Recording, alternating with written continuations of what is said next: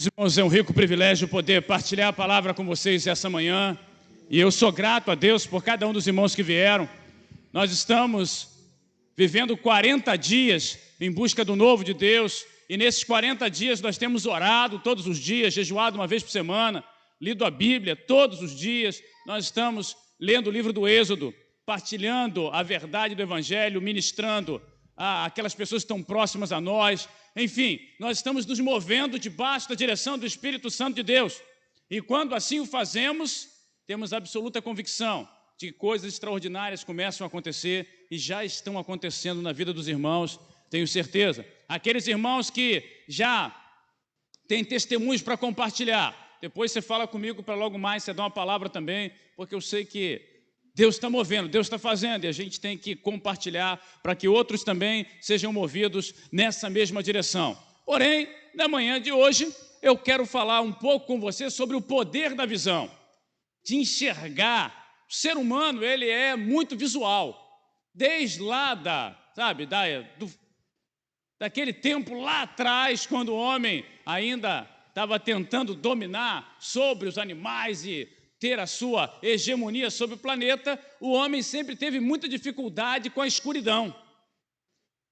A noite sempre foi o momento do homem se recolher. O homem consegue descobrir atalhos, caminhos, direções, quando tudo está claro, quando ele tem visão. E é interessante que o tempo passou e nós continuamos sendo visuais. Você vai lá, está vendo o repórter, o cara está falando, mas você está vendo a imagem que está passando no fundo. Você está, de alguma maneira, vendo lá, você ficou feliz ontem com a vitória do Flamengo e você está vendo lá os comentários do cara, mas você está ligando o mínimo para o cara estar comentando. Você quer ver mais, você quer ver o gol, você quer ver lá a defesa, o cara que perdeu o gol, lá o perneta. Então, você não pode rir assim. Por favor. Você quer uma imagem, você quer uma visão. E quando a gente fala de espiritualidade, quando a gente fala de vida com Deus, meu irmão, tudo que você consegue imaginar, você pode fazer. Tudo que você enxerga, tudo que você vê na tua mente, você consegue fazer, porque Deus te dá condição.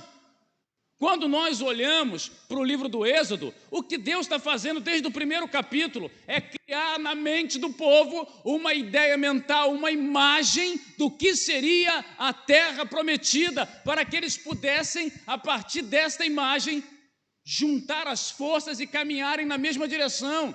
E qual é o nosso problema muitas vezes como igreja? Cada um de nós quer fazer uma coisa. Cada um de nós tem uma imagem, um reino dividido subsiste.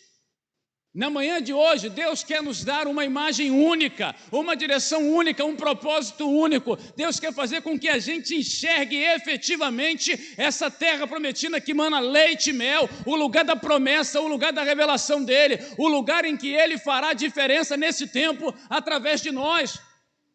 A imagem que nós temos trazido para o coração da gente é uma imagem, infelizmente, derrotista, que abate, que faz desistir. Pastor, como é que vai ficar a sociedade agora, o desemprego e o vírus, a segunda onda, a terceira onda? Meu irmão, a gente vai surfar tudo e nós vamos vencer desde que nós tenhamos a imagem certa.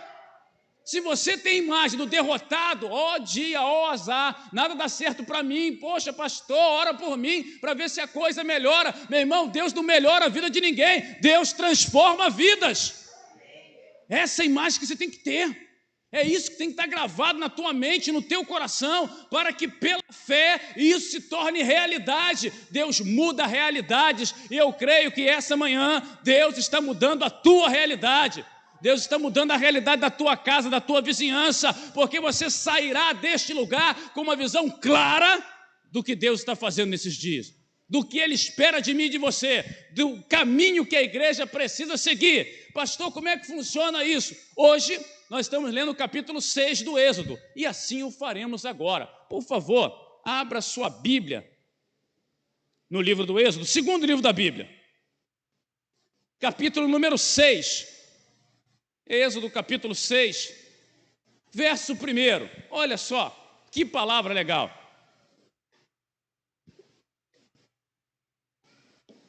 Nós vimos no capítulo 5 que Moisés foi lá falar com o faraó, piorou tudo, o negócio desandou, e agora no capítulo 6, o Senhor chama Moisés para uma reunião. Olha aí, Êxodo 6, verso 1. Então disse o Senhor a Moisés: agora verás o que hei de fazer a Faraó, porque por uma mão poderosa os deixará ir. Sim, por uma mão poderosa os... Isso, Jesus. Tudo bem que eu estou rápido, mas vocês estão mais rápido que eu. Fique nervoso, não. Vou recomeçar aqui. Então disse o Senhor a Moisés: agora verás o que hei de fazer a Faraó, porque por uma mão poderosa os deixará ir. Sim, por uma mão poderosa os lançará de sua terra. Falou mais Deus a Moisés e disse: eu sou o Senhor. E eu apareci a Abraão, a Isaque e a Jacó como Deus Todo-Poderoso, mas pelo meu nome, o Senhor, não lhes fui perfeitamente conhecido. E também estabeleci a minha aliança com eles, para dar-lhes a terra de Canaã, a terra de suas peregrinações, a qual foram peregrinos. Verso 10. Falou mais o Senhor a Moisés, dizendo: entra e fala a Faraó, rei do Egito, que deixe sair os filhos de Israel da sua terra. Moisés, porém, falou perante o Senhor, dizendo: eis que os filhos de Israel não me têm ouvido. Como, pois, Faraó me ouvirá? Também eu sou incircunciso de lábios. Senhor, obrigado pela tua palavra, obrigado, Deus, pelo que temos aprendido como igreja, obrigado, Deus, porque o Senhor tem forjado uma visão na mente do teu povo, no coração da tua igreja, e eu oro que nessa manhã o teu Espírito Santo torne algo indelével, impossível de apagar, a visão que o Senhor nos dará. Fala conosco, Deus, ministra os nossos corações, em nome de Jesus, amém. Pois bem, meus irmãos, como eu falei, Deus está criando uma visão no meio do povo dele, uma visão no coração de Moisés. E o que eu quero entender junto com os irmãos hoje é o poder que essa visão tem. Quando eu consigo enxergar o que Deus está vendo, antes de qualquer coisa, eu entendo a escala de grandeza na ordem certa. A visão de Deus, ela revela as coisas como elas são e não como eu acho que elas são.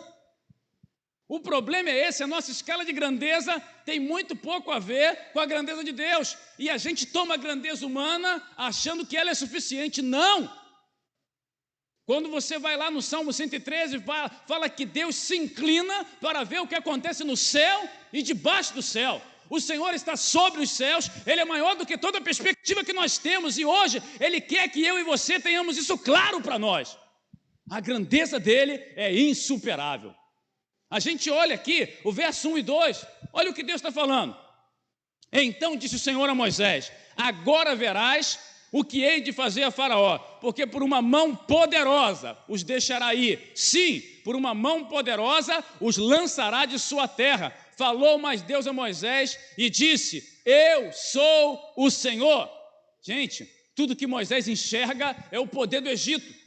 Tudo que Moisés está vendo é a capacidade bélica daquele povo, é a multidão que lhes cercava, eram os impedimentos para que se cumprisse a ordem de Deus. Em nenhum momento a perspectiva de Moisés é olhar para o Egito na grandeza de Deus, como Deus viu o Egito e não como Moisés viu o Egito. E nesses dias nós somos encorajados pela palavra para olhar para esse mundo, não como a maioria das pessoas vem, não como os poderosos veem, mas olhar para esse mundo na perspectiva de Deus, porque do Senhor é a terra e a sua plenitude, o mundo e os que nele habitam. Ele é Senhor, nada foge ao seu controle. Deus deseja que a gente tome posse dessa visão.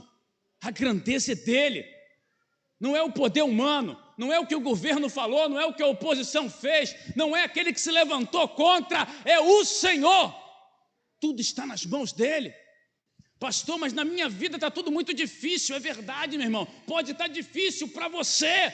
Nessa manhã diga: Senhor, me ensina a enxergar com teus olhos, me ensina a ver a tua grandeza. Eu não posso mais continuar vivendo a partir da minha pequenez, a partir da minha impossibilidade, a partir dos limites que me deram, porque o Senhor é o meu Deus, e o Senhor hoje abre os meus olhos, e eu consigo enxergar essa grandeza. Os ricos dessa terra, às vezes eles pensam que podem tudo. E eu lembro da história de um milionário que ele pediu a fazenda emprestada de um amigo para ensinar o filho dele como eles eram ricos. E eles foram para a fazenda e chegaram lá, pediram ao caseiro para ficar na casa do caseiro e não na casa principal. E o caseiro achou estranho, mas tudo bem. E o cara falou assim: meu filho, eu vou ensinar uma coisa importante a você, e quando passar esse fim de semana, eu quero que você me diga o que você aprendeu. Maravilha. E eles foram para lá, casa do caseiro. Tinha um buraco enorme no teto quando eles deitaram, e quando eles olharam para cima, o pai virou para o menino e falou: tá vendo aquilo lá, meu filho? Ele falou: tô. No dia seguinte eles saíram, e quando saíram, aquela cachorrada no quintal, 30 cachorros correndo atrás do rabo, aquela loucura toda, e foram lá pescar, um monte de peixe, trouxeram peixe para casa, aquela coisa toda, terminaram de fazer aquele peixe, comeram, foram lá comer, pegaram uma laranja lá, chuparam laranja, aquele negócio todo, e assim foi o fim de semana. Maravilhoso. E aí, quando terminou tudo lá, o pai virou para o filho e falou: meu filho, o que você aprendeu esse fim de semana? E o filho disse: pai, é impressionante como nós somos pobres. E o pai ficou assustado: meu filho, que é isso? Eu trouxe você aqui para você ver como nós somos ricos. E o filho falou: pai, quando o senhor fez a reforma no meu quarto, o arquiteto colocou umas estrelinhas no teto. Aqui a gente vê o céu quando deita. Lá em casa tem 2 peixes no freezer para a gente comer na hora do almoço. Aqui a gente tem um monte no rio. A gente tem uma banheira, pai. Eles têm um rio. A gente tem meia dúzia de laranja na geladeira. Eles têm um pomar. Realmente nós somos pobres, pai. Essa é a realidade da vida. Deus é Senhor de todas as coisas. E quando a sua vida pertence a Ele, você é rico, você é poderoso, você é capaz, você faz diferença. Independentemente da circunstância, você consegue ver grandeza, porque os teus olhos estão no Senhor. Essa criança, ela conseguiu ver a grandeza, onde o pai só via pobreza. Nessa manhã, eu quero que você veja a grandeza no que você está passando.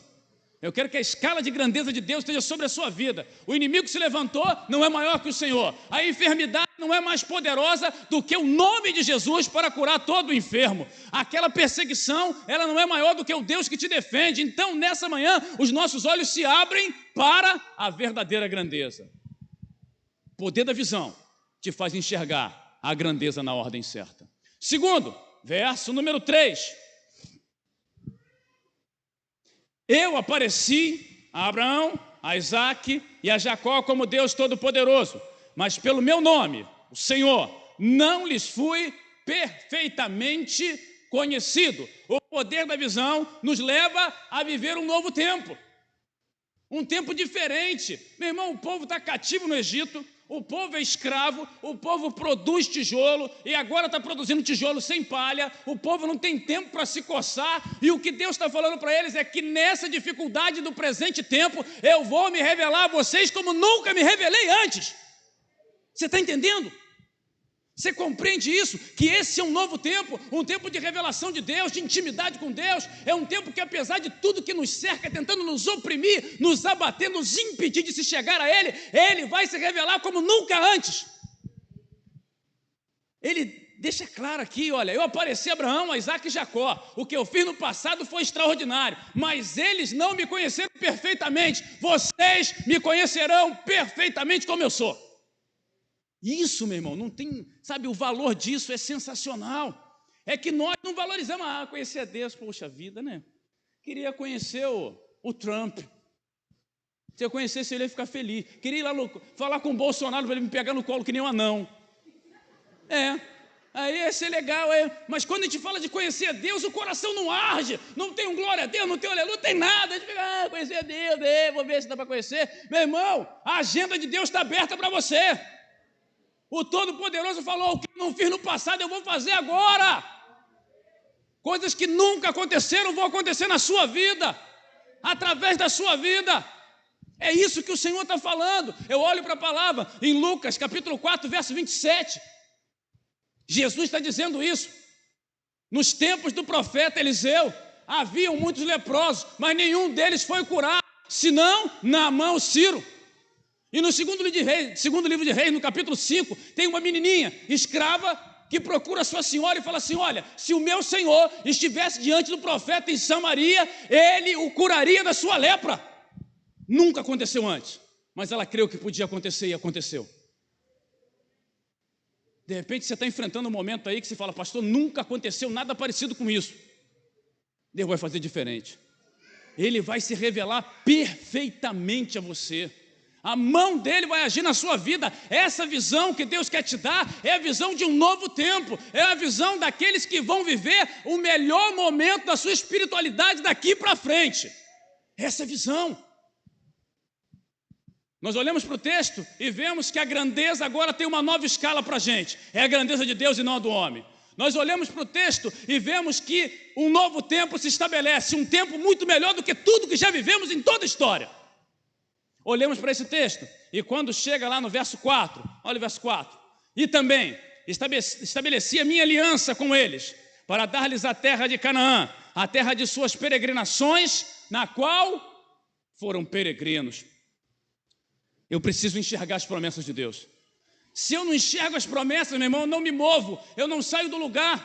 O que Deus está tentando incutir no coração de Moisés é que ele precisava ver as promessas. Essa terra de Canaã não podia ser algo abstrato para ele, tinha que ser claro, ele tinha que visualizar. A promessa tem que estar no coração, a promessa tem que estar dentro da visão, a promessa tem que nos fazer continuar a prosseguir. Mas hoje, infelizmente, a gente só traz à memória o que nos derrota e não o que nos traz esperança, como diz o profeta Jeremias em Lamentações 3:21. Traga à memória o que te dá esperança, traga à memória a fidelidade de Deus. As suas misericórdias não têm fim, se renovam a cada manhã. Traga à memória aquilo que te impulsiona a conquistar. A promessa ela foi feita e ela está se cumprindo. É para a nossa geração, gente. É para nós que estamos aqui. Só que muitas vezes a gente fica meio preocupado. Poxa, mas será que eu vou conseguir? Poxa, não sei se eu consigo, não sei se eu posso. Meu irmão, é promessa. Promessa de Deus. Só que a gente duvida, né? Poxa, será que é para mim mesmo? Tudo isso para mim? Poxa, não sei. Eu lembro quando eu fui fazer uma prova na faculdade, e aí eu estava estudando negócio lá de neurociência, esse negócio todo, e a neurociência, um dos livros lá que eu li, falava que a mente da gente, ela trabalha com a memória a partir de árvores, né? Tipo uma árvore de memória em que uma memória se encaixa na outra. As memórias vão se encaixando.